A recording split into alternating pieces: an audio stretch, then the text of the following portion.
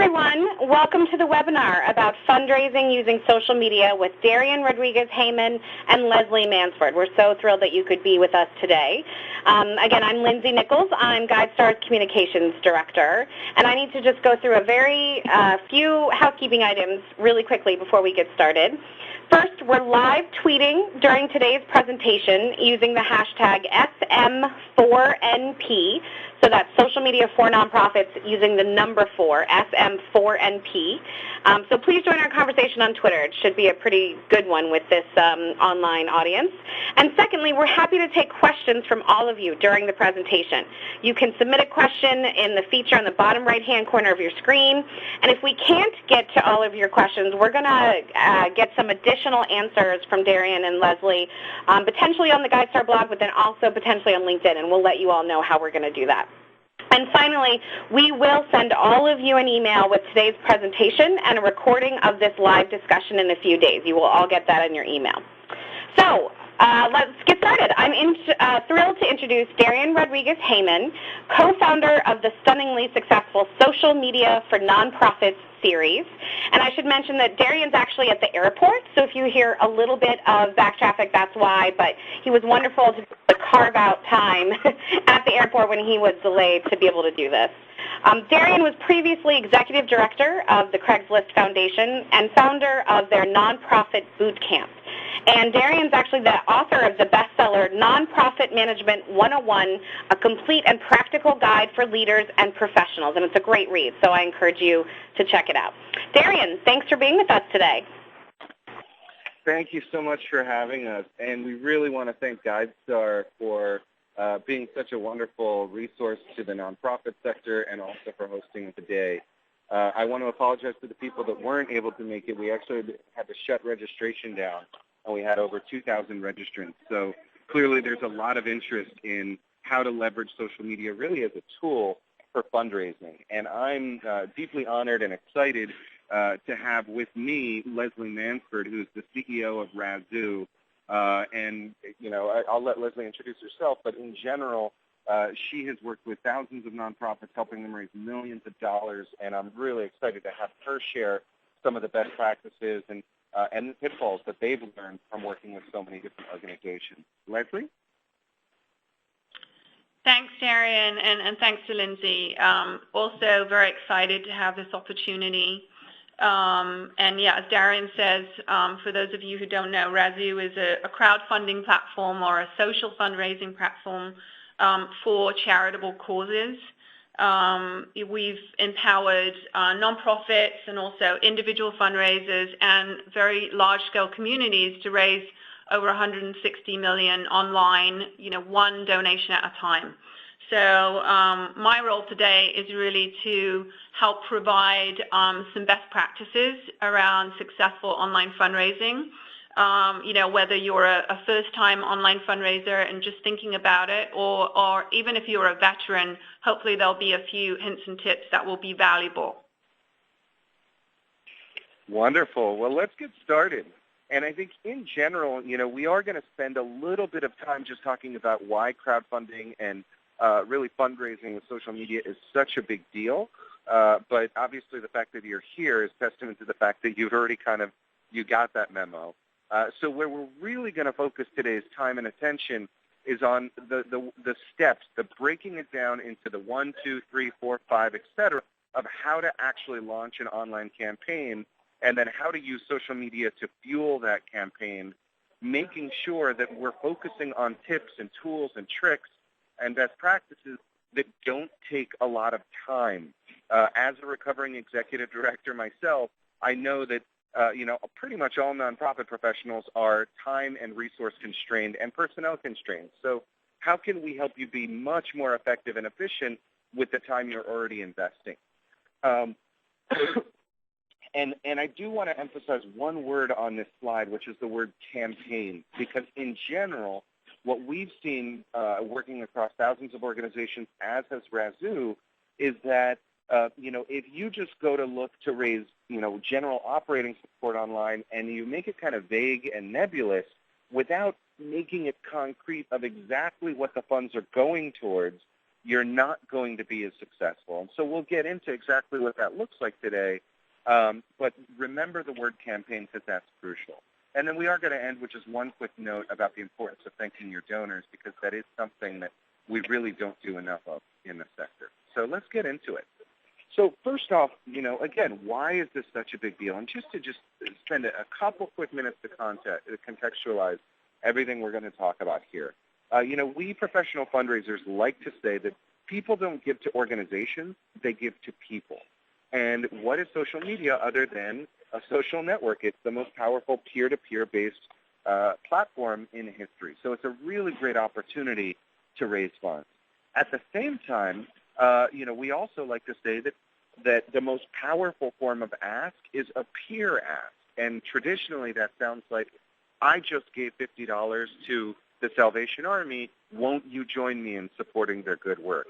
That is the best way to raise money, and that's also why it's been so crucial for us to get our board members engaged in donating.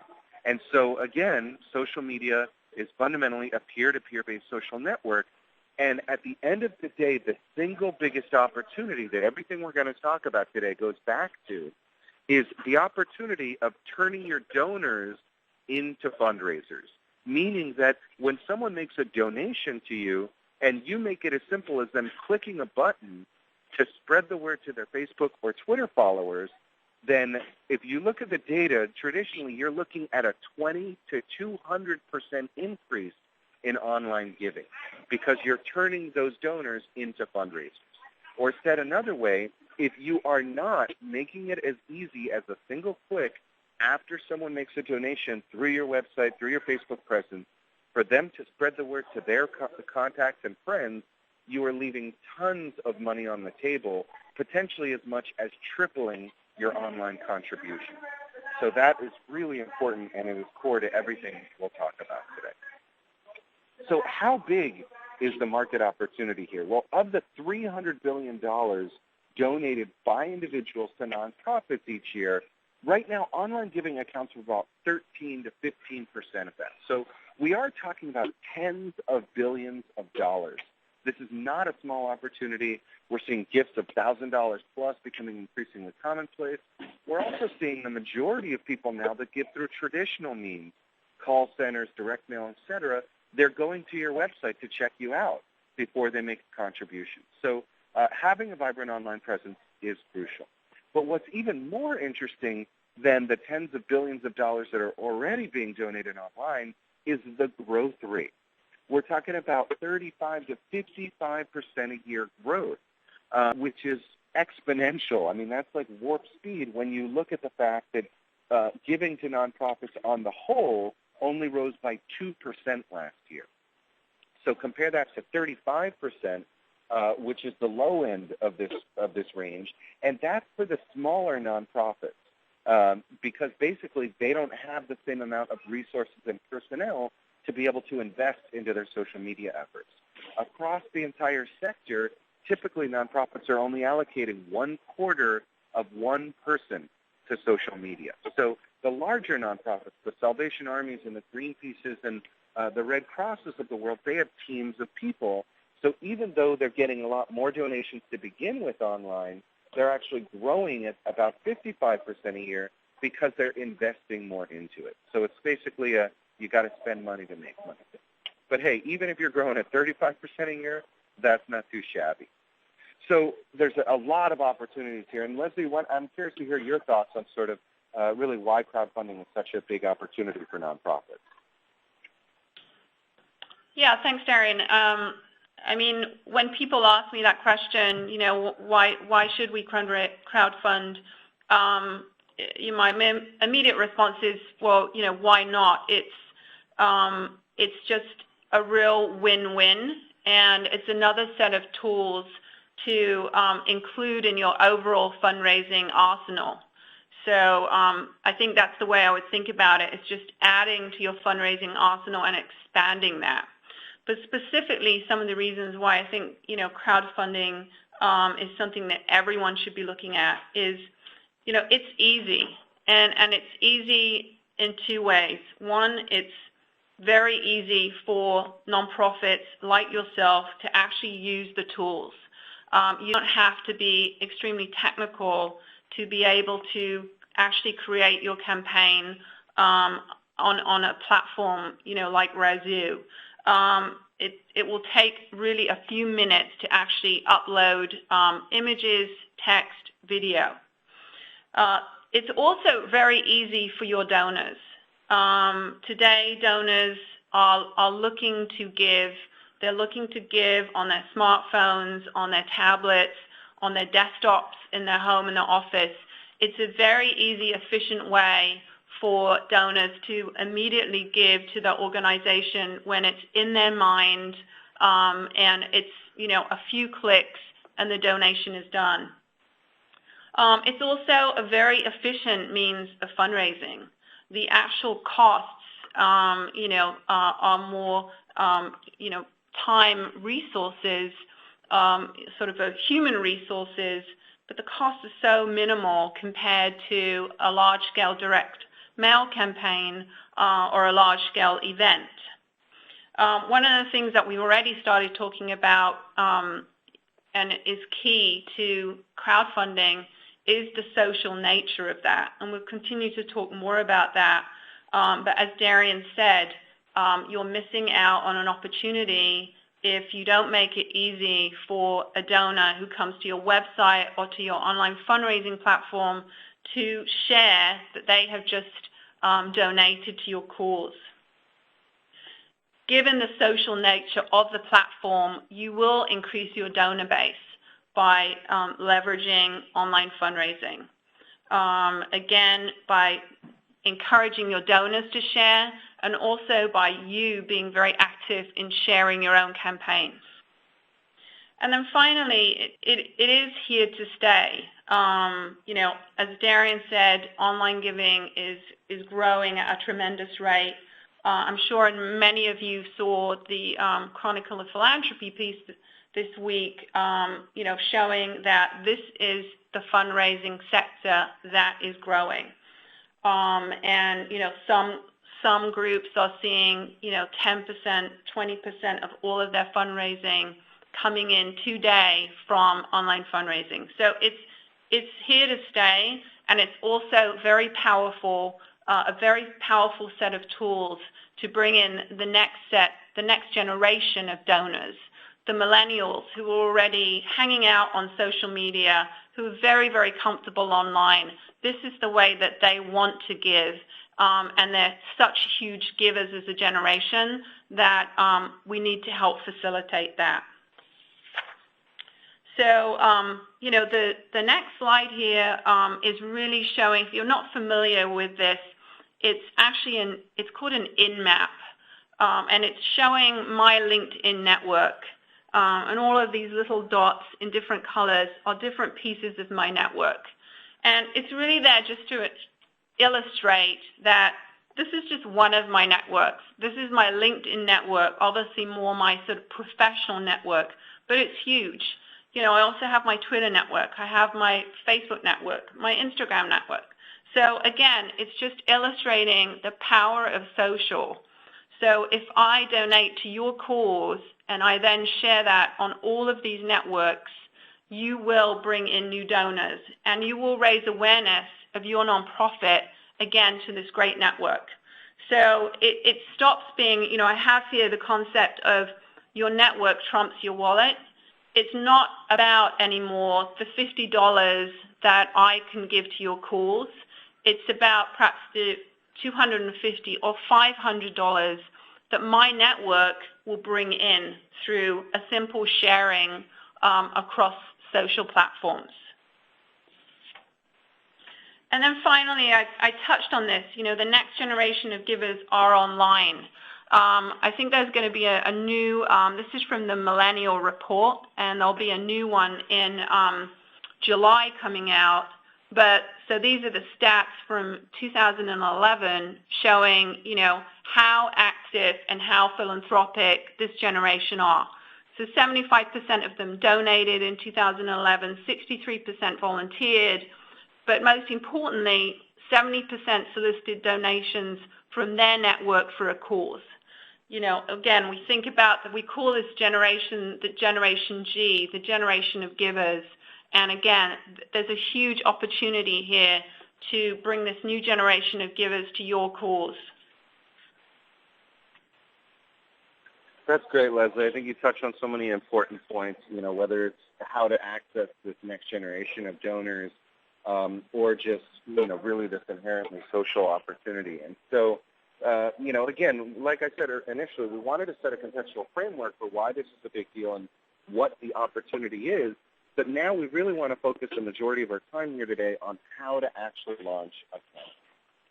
So first off, before we get into the best practices and what you should be doing, let me quickly start out with a worst practice, because there is something that we see pretty typically as a pitfall that I've seen many nonprofits fall into. It's what I refer to as the empty store phenomenon.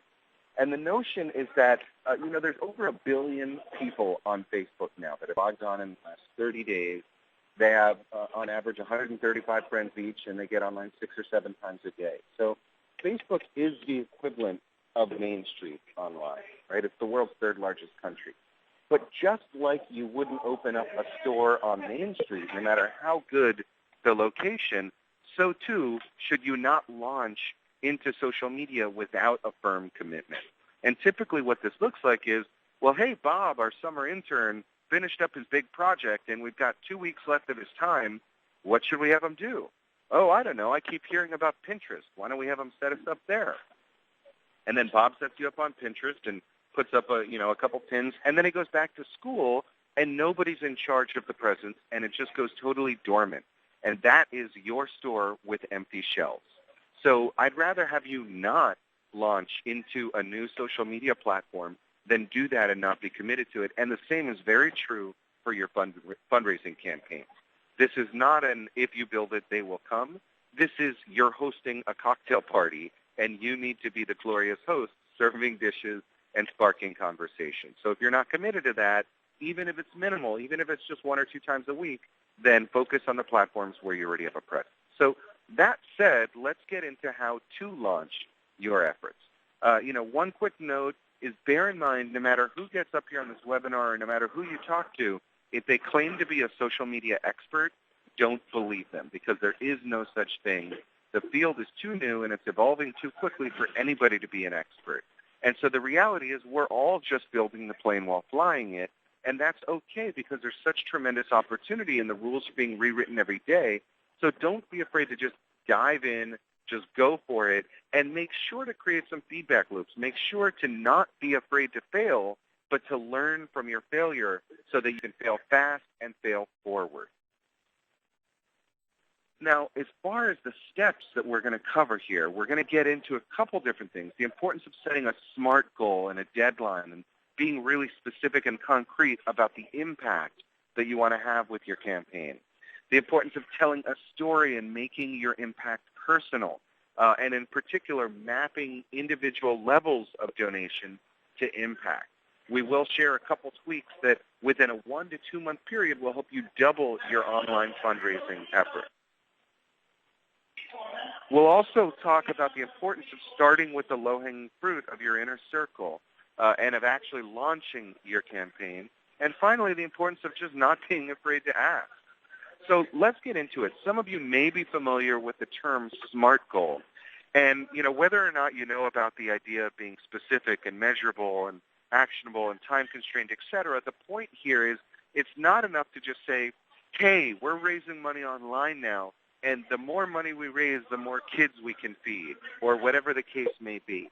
You need to use that United Way thermometer model, and that thermometer has to amount to something specific. It needs a specific target and a specific impact that will be unlocked or unleashed once you raise that amount of money. So, for example, instead of help us raise money to keep kids in school, it's no, help us raise $20,000 by, maybe it's not in the next week, but certainly within the next 45 days, 90 days at the absolute maximum.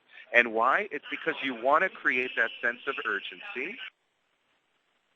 What are we going to do with that money? We are going to create a playground at San Francisco Elementary School. And who's it going to benefit? 647 children. And by the way, if you look at the data, schools with playgrounds have 20% higher attendance rates and 25% higher graduation rates. So help us keep another 150 kids in school by giving $50 or $100 today. So that, at its core, is how money is raised online. Now, once you have this structure set up of these goals, it's important to note that there's a right way to run your online fundraising campaign and a wrong way. So, Leslie, can you talk a little bit about that? Yeah. Earlier I said that one thing that's great about crowdfunding, online fundraising, is that it's easy. The tools are easy to use. And the time-consuming piece around online fundraising is the same as any other campaign that you would be doing, whether that's offline or online, is in the planning, is in the upfront planning, and as Darian said, thinking about it really as a campaign. So, your fundraising campaign shouldn't look like the chart at the bottom there. And unfortunately, more often it does, where the person creating the campaign goes out of the gate really strong, is really excited, promoting this new online fundraiser, but hasn't really put in the time to think about how am I going to sustain this for this 45-day period. And then, you get to the end of those, 45 days, and there's a massive panic about, how am I going to reach my goal? So really, the first example there is just to illustrate thinking about planning, thinking about different milestones, thinking about different reasons to reach out to your supporters during that 45 days to build this groundswell and really get kind of this flywheel going.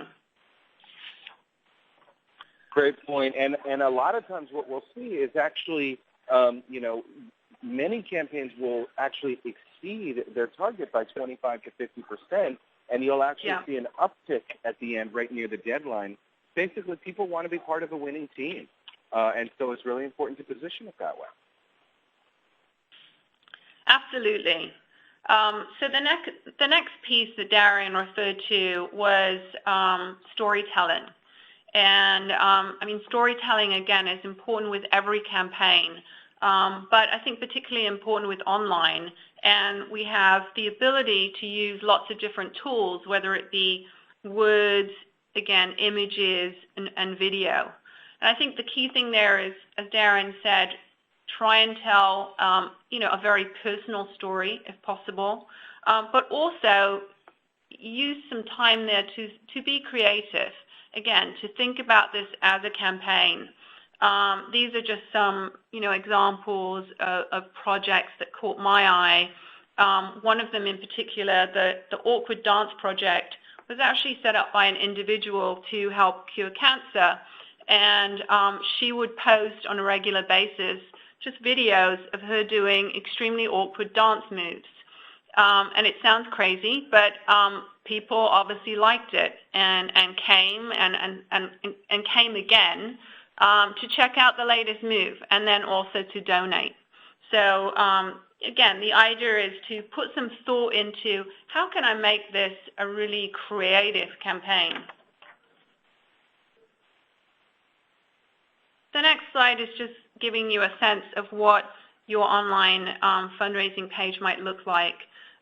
So here you can insert, again, images, you can insert video, you would insert text, and then you can also just insert, what kind of donation amounts are tied to impact.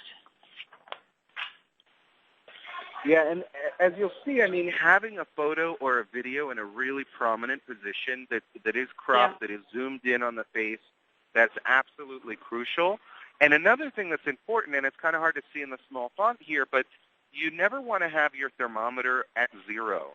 So when you're going public with your fundraising campaign, you should have privately already approached some of your board members and your allies and your existing supporters to be able to get donations so that when you go public with it, people are not, the first person to put a tip in the tip jar. There's been a lot of research done that shows people are much more likely to contribute if there's already money in the kitty. Yeah, absolutely. This is just an example, again, around images and how powerful they can be. This is one of my favorite nonprofits that has used Rezu many times, the Big Cat Rescue. And they do a wonderful job of actually coming up with these smaller bite-sized campaigns. This one was actually at Halloween last year when they wanted to raise funds to actually open the park on Halloween night to do sort of a scary big cats night. And they had these amazing photos that they created very simply with big cats and pumpkins, and also some incredible videos of big cats playing around with pumpkins. And I just think it's a really nice example of, as Darren said there, from an image standpoint, having a very singular, powerful image, how impactful that can be. But also just being a little creative, again, about campaigns. So the next slide, we were hoping to run a video, but we were not able to do that, so we're going to send out the links to this video and one later. But the point here is, images are important. Images are super powerful, but video is even more so. And fundraisers with videos will typically earn 4 times more than those without.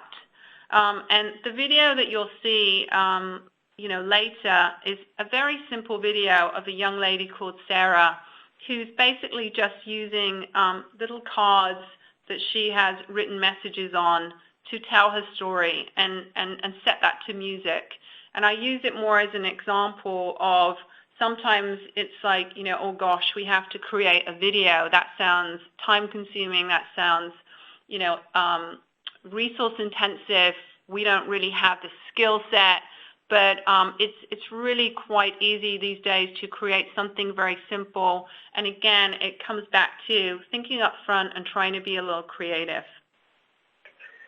The other thing I just want to quickly mention here is it's not only important to use photos and especially videos for your fundraising campaigns, but really for your online and your social media presence in general. As you're looking to cut through the clutter in this attention economy, these numbers also hold for your engagement. So when you're posting to Facebook or to Twitter, if your post has a photo, it's twice as likely to be liked, commented on, and shared. And with videos, it's 4 times as likely to get some engagement from your audience. So that's really important, and make sure you tag people, because how many times have you gotten that email from Facebook saying you've been tagged in a photo and not gone to Facebook to make sure it's not a bad picture of you? So the reality is once people are at your page, which they're very likely to do if they've been tagged, they're much more likely to like, comment, and share. So as we move forward, Leslie touched on this very briefly when she was talking about setting up your campaign, but this notion of having different donation levels, right? And in particular, I call this the Sally Struthers effect of fundraising, right? If you remember back when Sally would get on TV and say, for the price of a cup of coffee, this kid could stay in school for a year. So the notion is, if you have this $20,000 goal, let's say, how do you break that down into chunks? And basically, what does $50 get me? What does $100 get me? What does $250 get me? What does $1,000 get me, right? And you want to convey that at the different default donation levels. So typically, you'll invite people to contribute, and when they go to make a donation, they'll have a couple different levels, 50, 100, 250, 500, other, and we always have an other because we hope people will write in a $1,000 gift or something like that. But the point is, each of these levels should really be associated with some kind of impact. And if you want to see a great example of this, look at Heifer International. Those guys are, doing things like, basically for $50, you're going to buy a swarm of bees for this family in Africa so that they have honey. And for $100, they'll get a calf, so they'll have milk and they'll have meat. And for $500, they'll get a flock of sheep, so they'll have wool and meat and cheese, etc. And so making it really concrete for folks is incredibly powerful from a standpoint of helping them understand the incremental impact that their donation will make possible. So it's not just one big number, but you're breaking that number down and inviting them to really sponsor that impact. Kiva.org does a great job with this, and so does Donors Choose. So I invite you to take a look at some of those websites.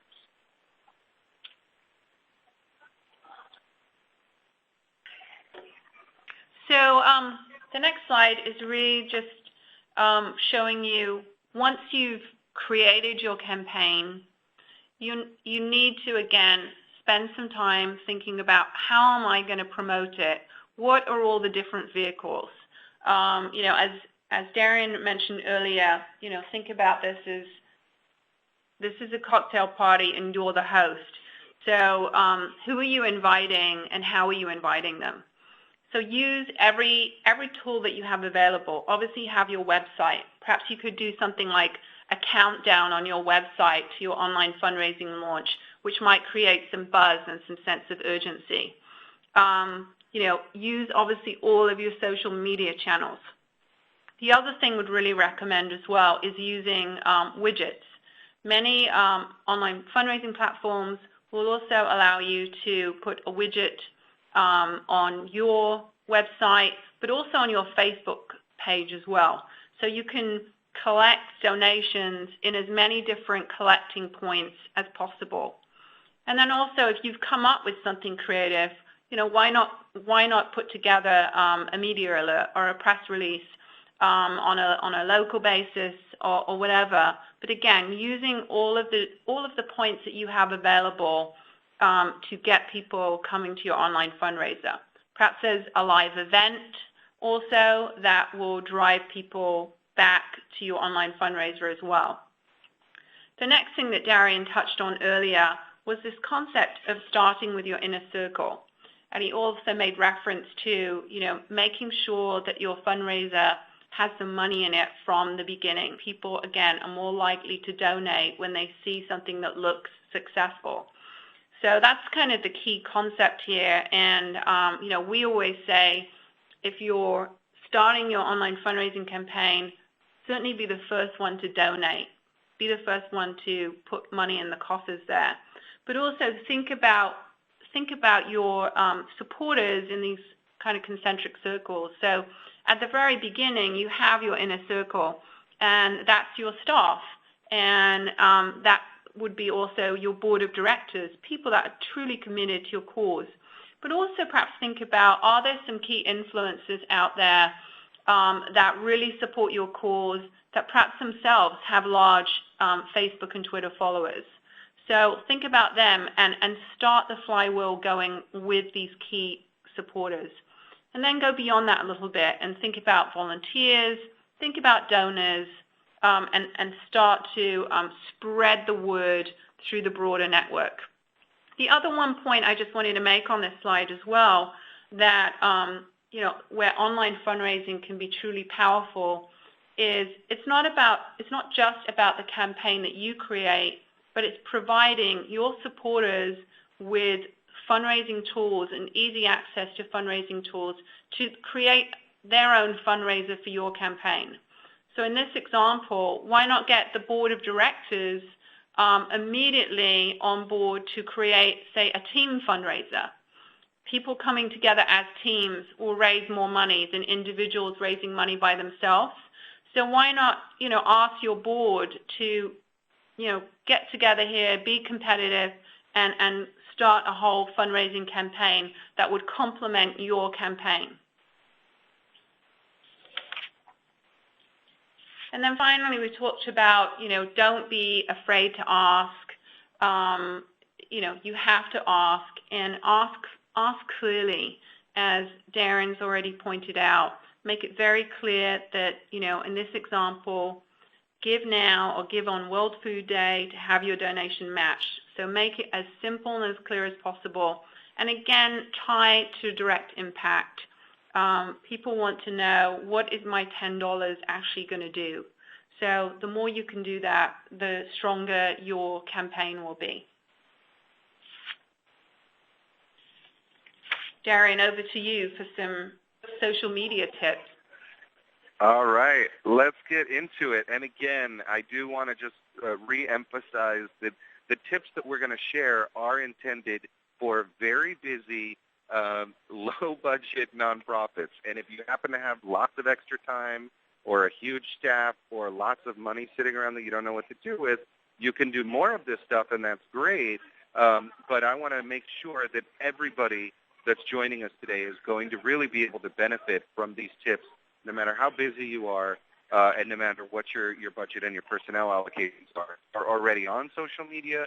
If you pay attention here for the next 15 minutes, you're going to be much more effective and efficient with your presence. So first of all, probably the single most important thing to keep in mind is creating an editorial calendar.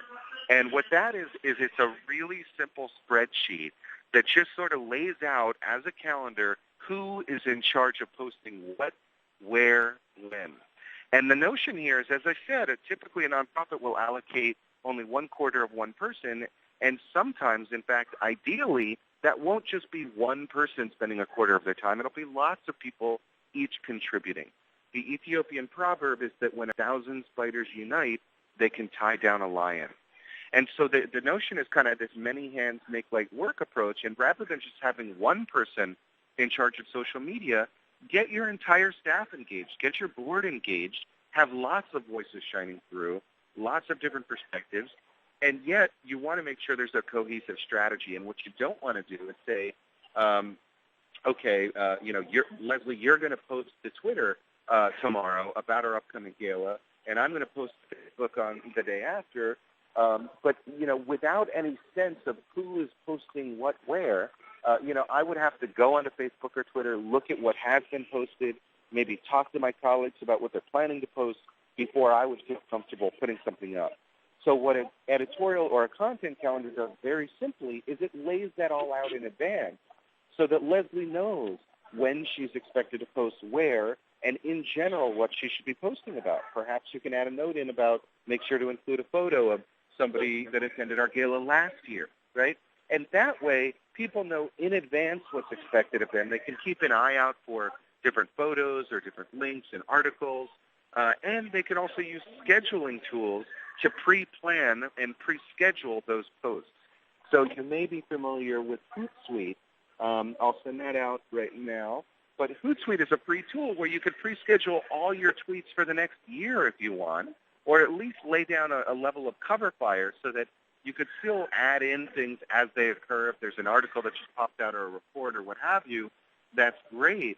But you want to know when you're on vacation or if it's the weekends or what have you, that your posts are still going to go out there.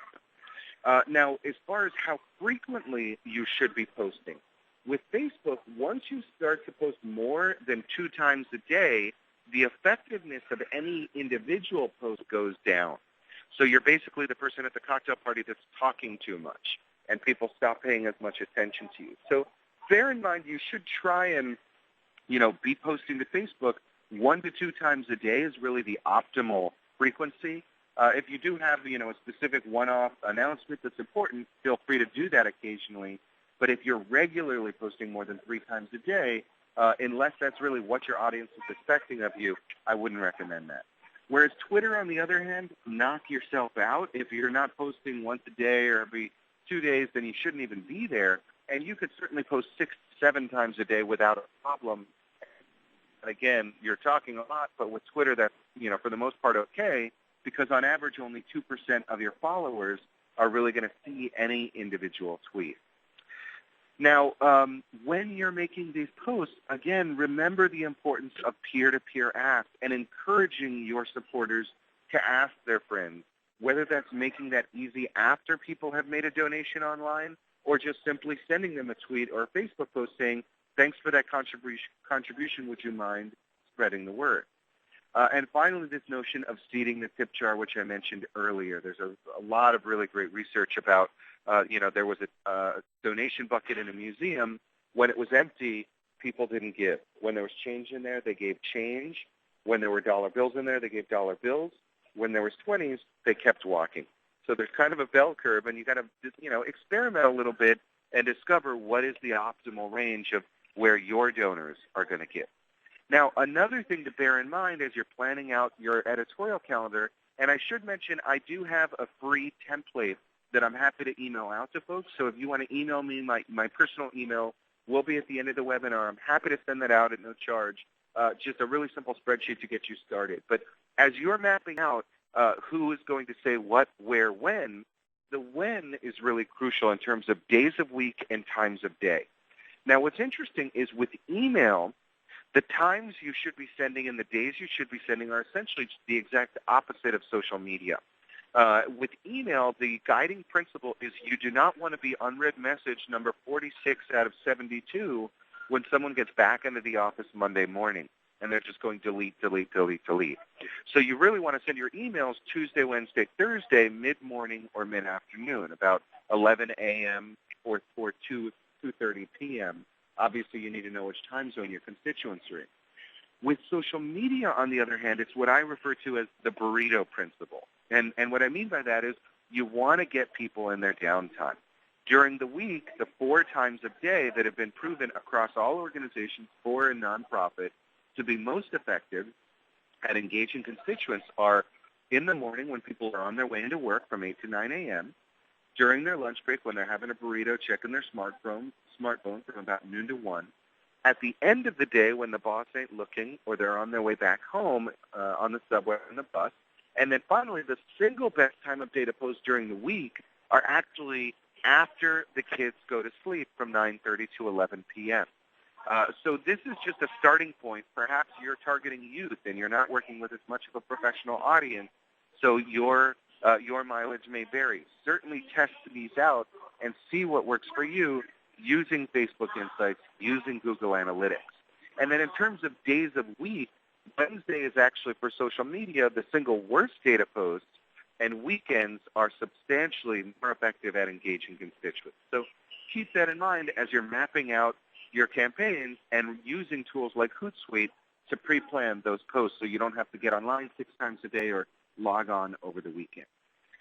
Now, traditionally when we talk about ROI, we talk about return on investment. And that's important, but with social media, I would encourage you to think about it as realization of influence. What I mean by that is, great, so you have 20,000 Facebook friends. That's wonderful. What are you going to do with them, and how can they benefit your cause? And if you can't realize the influence of those followers, they're not really worth much. So that's the key. So a couple quick tips for helping to maximize that ROI. Number one, and this is probably the simplest and most effective tip we'll share all day, if your post ends in a question mark instead of a period, you can expect 100% increase, twice as many people to like, comment, and share, retweet, remix, etc. That is the currency in this attention economy that we now find ourselves in. And so bear that in mind. If you send out an article, don't say, check out this new article about the state of homelessness in the Bay Area. Say, what do you think about what the Chronicle had to say about the state of homelessness in the Bay Area? Question mark. It's common sense. People are much more likely to respond to that. And just so you know, should and would are statistically the single best words to start your questions with to maximize engagement. Leslie already touched on this notion of photos and videos. Twice as many people with photos, 4 times as many with videos are going to engage with you, especially if you're tagging people. This was a little counterintuitive and may not always be appropriate for your nonprofit, but emoticons, those little smiley faces and things, 52% engagement increase if you have one of those smiley faces or emoticons in your post. Again, not always appropriate, but something to keep in mind. URLs. With Twitter, it automatically shorts your URL. So, you don't really have a choice because it's a time-constrained environment. So that's fine. You can use tools like Bitly, which will allow you to track those. I'll send that link out, which will allow you to track those links and get some metrics on those. Really great free tools. With Facebook, you certainly can use Bitly, but if you look at the numbers, people are less likely to click on a link if it's abbreviated because essentially they're worried it's spam. So use the full-length URL. You can delete the URL once you add it into your post, and then the post will still be there even though they won't see the URL, in which case you can use a Bitly, but don't let them see a Bitly on Facebook. And then also as far as length of posts, the longer your tweet, the better. Typically about 130 characters. There's a 140 character limit. If you look at the data, you want to be towards the higher end of that 140 character limit, still leaving enough time for people to retweet it and add in their comments. So about 130 characters for Twitter, 80 for Facebook, which is actually quite counterintuitive, given that you have even more room than Twitter to make your posts on Facebook, but actually less is more. People only want about a sentence from you, and then they can click on the link or the photo, etc., if they want to learn more. So try and keep it short on Facebook, but use full-length URLs. And then finally, make sure that if you're part of this conversation, that you're contributing. So if people comment on one of your posts, you write back. If they ask you a question, if they direct message you, you want to write back. And you also want to use social media as a great opportunity to build social capital, to recognize your donors, recognize your volunteers, your board members, to retweet what the key influencers are saying in your sector so you start to build up a relationship with them, etc. And in terms of really the value of these social relationships, Leslie, I know you've done some research on that. I'm curious to hear your thoughts. Yeah, so we obviously are always doing detailed analytics around the different metrics on Rezu. And looking at all of our fundraisers, we've come up with that a share by a donor. So if a donor on Rezu shares on their network about the donation and the cause that they care about, then the average return on that is $18. So that's just one person sharing. So imagine you've got a very large network of people sharing, and then also imagine the people that have shared within their network, you're likely to get other people coming in who then will share. So it just continues to snowball and multiply. So extremely powerful. Good point, Leslie. Bear in mind the value of social capital. And so one of the things that's important to recognize, again, going back to that cocktail party analogy, is you don't want to be the person at the cocktail party that only talks about him or herself and that only talks about his or her work.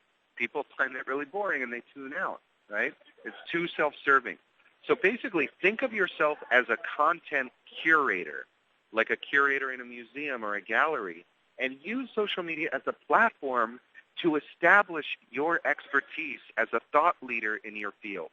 What this looks like, to make it really tactical and tangible for you, is at least 50% of the posts that you send out to your Facebook, to your Twitter, on your blog, should not be about your organization and your needs, the impact you've had, the lives you've changed, etc. All of that is important, but at least half of what you send out should be about the issue that you represent, whether that's cancer, whether that's homelessness or the arts. You want to become an expert and a leader, a thought leader in your field, so that when people do decide they want to donate to an organization focused on that issue, they think first and foremost of you. So really try and find content that people will find valuable. Now, how do you get your content to stand out from the clutter?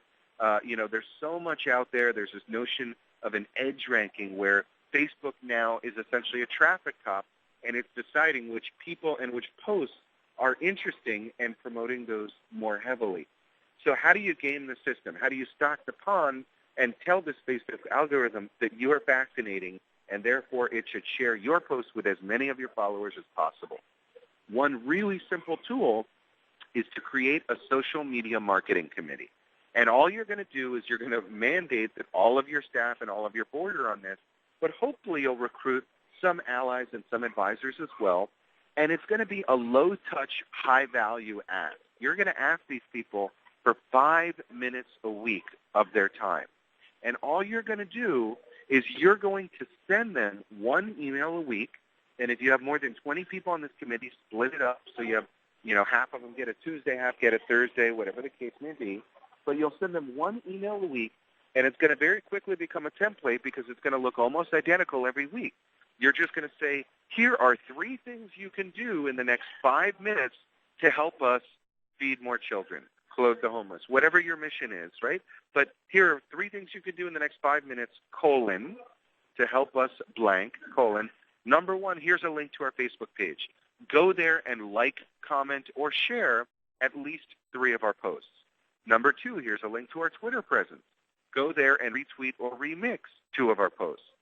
Number 3, fill in the blank with whatever you need that week, whether it's invite 5 people to follow us on Facebook, invite 2 people to attend our gala, whatever the case may be, but it's got to be something they can do in just a couple minutes, to fit this 5-minute-a-week cap.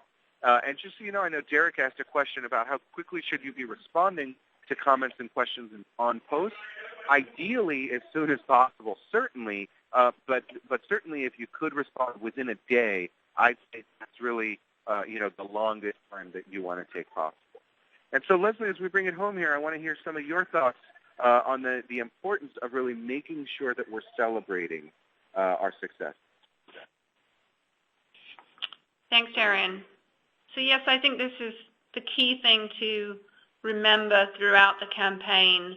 And again, another one of the powerful things about online fundraising is that it makes it extremely easy for you as a nonprofit to thank your donors and to thank them on a regular basis, whether that's through email, which is still extremely powerful, or through social channels.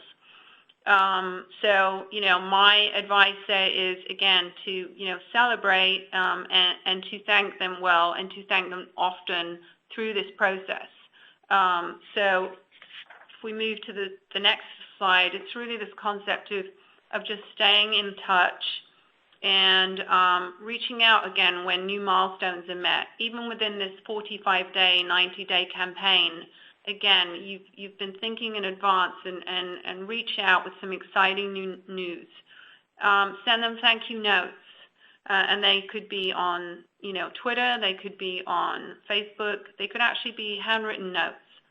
And I think it's also important to give people shout outs and sort of thank them publicly.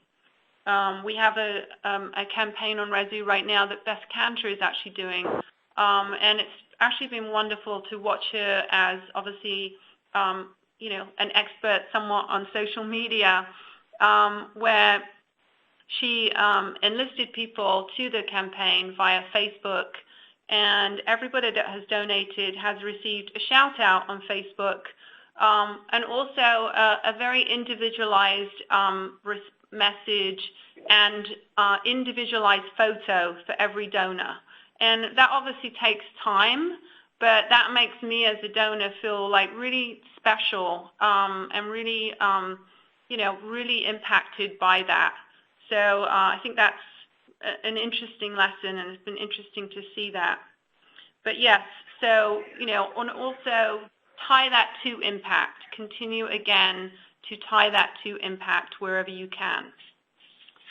And the final video, sorry, Darian. Oh, I was just going to add really quickly, Leslie, that I think that impact is so crucial, and it's not enough to only thank your donors. That is absolutely crucial. But the other point we want to make sure we leave you with here is that it's also important to let the world know that you were successful, to, kind of shout it from the mountaintop that you hit your goal, and that thanks to, 2,642 donors, you raised $46,000, which was double your goal, and as a result, 700 kids are now going to have a new playground, which means 250 kids are going to graduate high school. We couldn't have done it without you. So even the people that didn't give will be inspired. And again, people want to be part of a winning team.